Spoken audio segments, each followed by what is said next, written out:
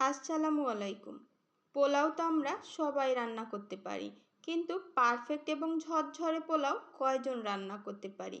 পোলাও যদি পারফেক্ট এবং ঝরঝরা না হয়, তাহলে খেতেও ভালো লাগে না আর দেখতেও ভালো লাগে না।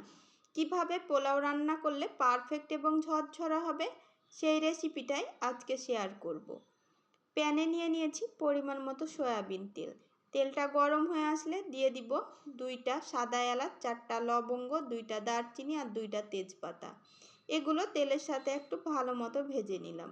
দিয়ে দিচ্ছি 3 কাপ চিনি গুঁড়া পোলাওয়ের চাল, যেটা আমি 30 মিনিট আগে পানিতে ভিজিয়ে রেখেছিলাম। পানিটা ঝরিয়ে নিয়ে এখন পোলাওয়ের চালটা ভালো মতো দিয়ে ভেজে নিব।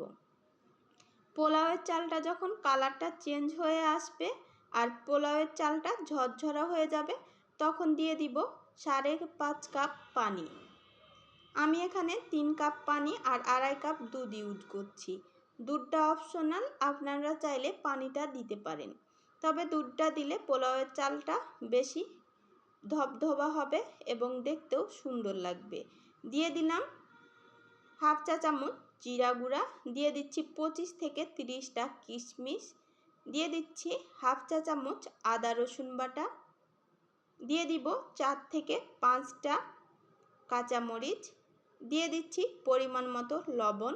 এই সময় একটু পানিটা চেক করে নেবেন। পানিটা যদি লবণাক্ত মনে হয় তাহলে বুঝতে হবে লবণের পরিমাণটা ঠিক আছে।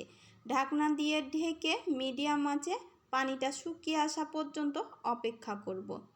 দেখতেই পাচ্ছেন পোলাওয়ের চাল থেকে পানিটা শুকিয়ে গেছে। আবারও ঢাকনা দিয়ে ঢেকে নিচে একটা স্টিলের প্যান বসিয়ে 10 মিনিট মতো লো আঁচে রেখে দিয়েছি।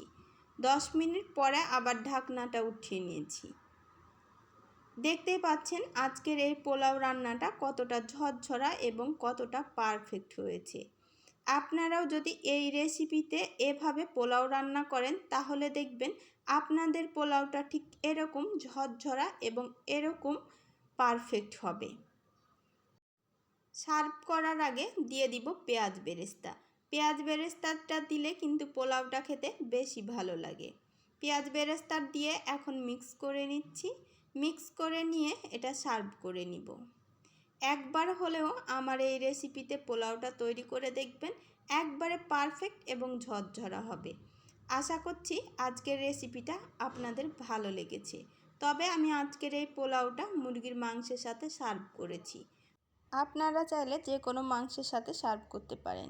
এটা কিন্তু খেতে বেশ মজা লাগে। সবাই ভালো থাকবেন। আল্লাহ হাফেজ।